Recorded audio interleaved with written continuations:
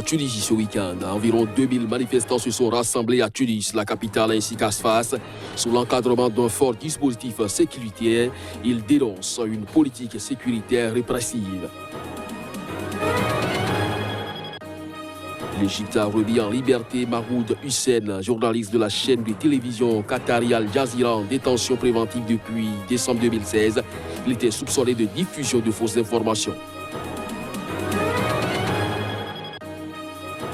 Le Tchadien Moussa Faki Mahamat a été reconduit ce week-end à la tête de la Commission de l'Union africaine. C'était lors du 34e sommet de l'Union africaine qui s'est tenu virtuellement pour cause de pandémie.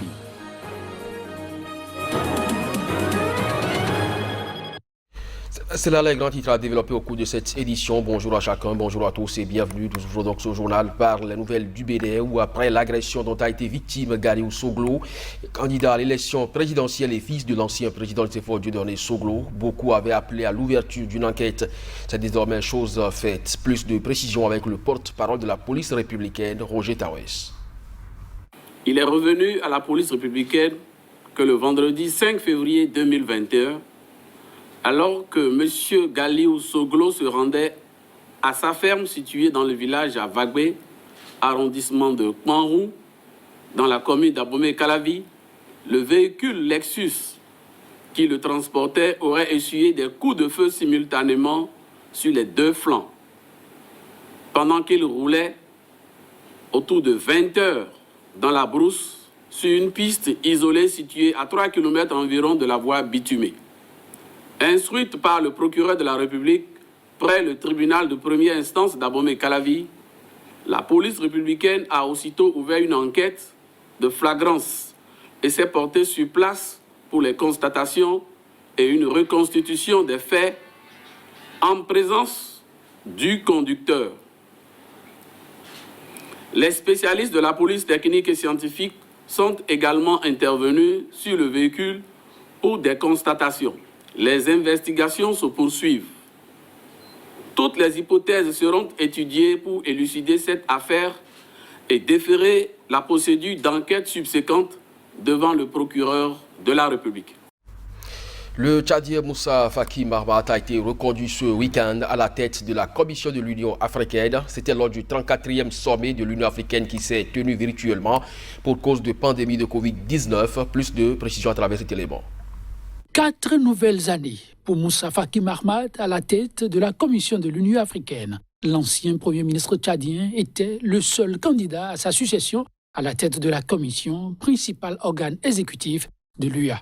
Il a été réélu haut la main pour un mandat de 4 ans à la tête de l'organisation continentale, malgré les tentatives de certains pays, l'Ouganda par exemple, de reporter l'élection en invoquant notamment l'intégrité du vote à cause des problèmes techniques qu'il y a eu.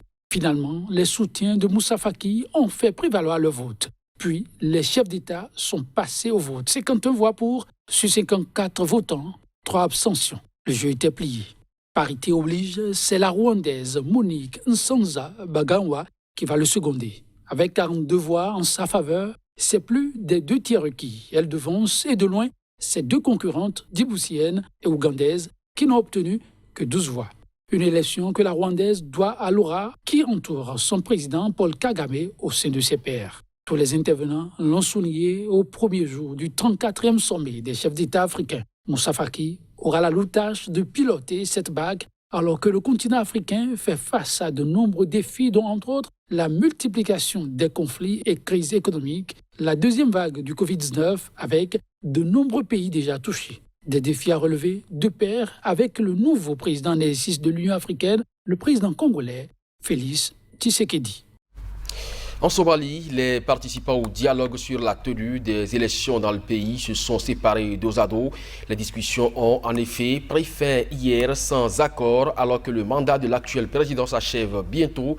Ce dernier évoque d'ailleurs une ingérence étrangère qui serait l'une des raisons de cet échec. Reportage.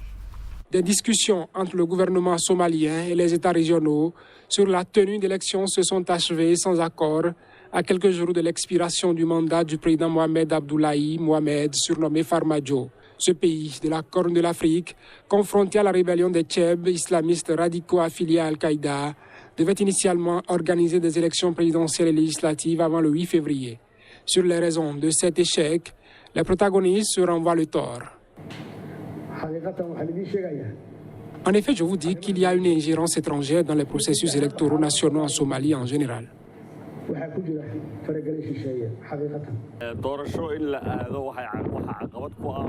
Le président lui-même est la principale impasse des élections. Il n'en est pas question. Il est clair que le président du gouvernement fédéral est responsable de tous les problèmes car il veut truquer les élections. Dans une déclaration devant le Parlement, le chef de l'État Mohamed Abdullahi Mohamed, candidat à sa réélection, a affirmé que son administration avait fait des compromis, surtout pour tenter d'obtenir un accord de dernière minute lors de discussions avec les dirigeants régionaux. Il a cependant accusé le Jubaland et le Puntland, deux des 5 régions semi-autonomes de la Somalie, de ne pas avoir fait de compromis et d'avoir sabordé un accord antérieur pour organiser des élections législatives et présidentielles fin 2020 et début 2021. En Tunisie, ce week-end, environ 2000 manifestants se sont rassemblés à Tunis, la capitale, ainsi qu'à Sfax. Sous l'encadrement d'un fort dispositif policier, ils dénoncent une politique sécuritaire répressive ainsi que des atteintes aux libertés de protestataires anti-système mobilisés ces dernières semaines. Reportage. La politique sécuritaire répressive en Tunisie, ils sont nombreux à en être dépités. Les Tunisiens, tous âges confondus, mais en pole position, la couche juvénile. Moi, je représente des jeunes de ma génération. C'est une responsabilité nationale, il faut qu'on le fasse. Il faut que ça soit fait. C'est dommage qu'on en arrive là. C'est le jour de l'anniversaire de l'assassinat de Chokri Belaïd. Il faut aussi rappeler que de jeunes Tunisiens ont été assassinés, qu'aujourd'hui, des jeunes sont torturés dans les prisons en Tunisie. C'est important parce que c'est la première fois depuis le 11 janvier qu'on est tous regroupés, indépendamment de nos demandes, indépendamment de nos attentes. On est tous là pour dire qu'on n'est pas... on n'est pas satisfait et on est au-delà de tout ce qu'ils ont pu faire pendant ces 10 ans. Les récriminations sont nombreuses. Alors, on est là parce qu'on en a marre. Parce qu'on en a marre de la corruption, on en a marre du vol, on en a marre de cette pseudo-élite politique qui ne fait que corrompre le pays, nous voler, arrêter les jeunes, les maltraiter, les torturer. Il y a encore des tortures maintenant, il y a encore des manifestants qui se font arrêter de chez eux pour un statut Facebook. À cette mobilisation, des députés et des hommes politiques de gauche y ont également participé. Ces mouvements sociaux ont lieu dans un contexte politique très tendu et de bras de fer entre le président Kaïs Saïed et le chef du gouvernement Hichem Mechichi et Ennahda après un remaniement ministériel des plus controversés. L'Égypte a remis en liberté Mohamed Hussein, journaliste de la chaîne de télévision qatari Al Jazeera en détention préventive depuis décembre 2016. Il était soupçonné de diffusion de fausses informations. Mahmoud Hussein était une victime collatérale des tensions entre l'Égypte et le Qatar. Après 4 ans en prison en Égypte, son pays, Mahmoud Hussein, journaliste de la chaîne de télévision qatari Al Jazeera, a retrouvé samedi sa maison familiale au Caire, où il a été accueilli par des dizaines de proches. Le journaliste égyptien de 54 ans avait été libéré jeudi soir et sa mère regrette que son père soit décédé sans avoir assisté à ce moment qu'il attendait si tant. Travaillant comme producteur au siège d'Al Jazeera à Doha, Mahmoud Hussein était en détention préventive depuis décembre 2016 pour incitation à la sédition contre l'État et diffusion de fausses informations. Il avait été arrêté 3 jours après son arrivée en Égypte, où il s'était rendu en vacances. Sa chaîne de télévision avait dénoncé à maintes reprises le fait qu'il était détenu sans inculpation formelle, sans procès et sans condamnation.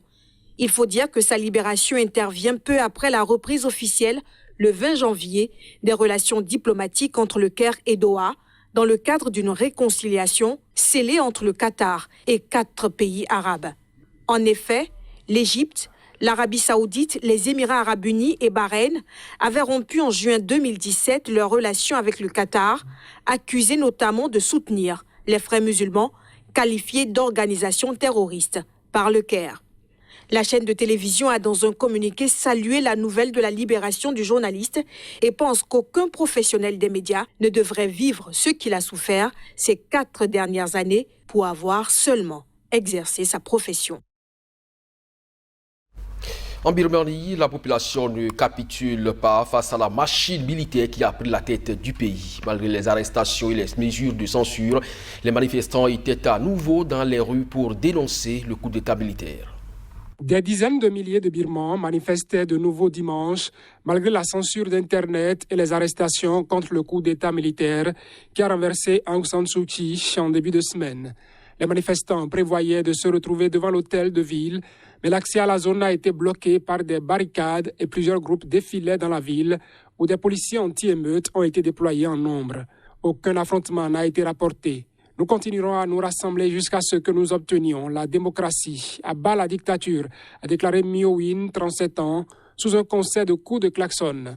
La dictature est enracinée dans notre pays depuis trop longtemps, a déploré Mia Soe Kiab. La Birmanie a déjà vécu près de 50 ans sous le joug de l'armée depuis son indépendance en 1948. Non loin de là, des contestataires brandissaient des pancartes « Respectez notre vote, libérez Motesu » en référence à Aung San Suu Kyi. D'autres agitaient des drapeaux aux couleurs de son parti, la Ligue nationale pour la démocratie LND, et faisaient le salut à trois doigts, un geste de résistance. Malgré la peur dans un pays habitué aux répressions sanglantes comme en 1988 et 2007, les habitants sont de nouveau sortis dans les rues aux premières heures de la journée pour chasser les démons, les militaires en tapant sur des casseroles. Un autre rassemblement se tenait à Mandalay au centre. Samedi, des dizaines de milliers de personnes avaient déjà manifesté dans plusieurs villes pour condamner le putsch du 1er février qui a mis un terme à une fragile transition démocratique de 10 ans. Les militaires ont instauré l'état d'urgence pour 1 an, arrêté Suu Kyi, chef de facto du gouvernement civil, et d'autres responsables de la LND. Ce sera tout pour cette édition. Merci à vous de nous avoir suivis. Bonne semaine en compagnie des programmes de SICA. À très bientôt.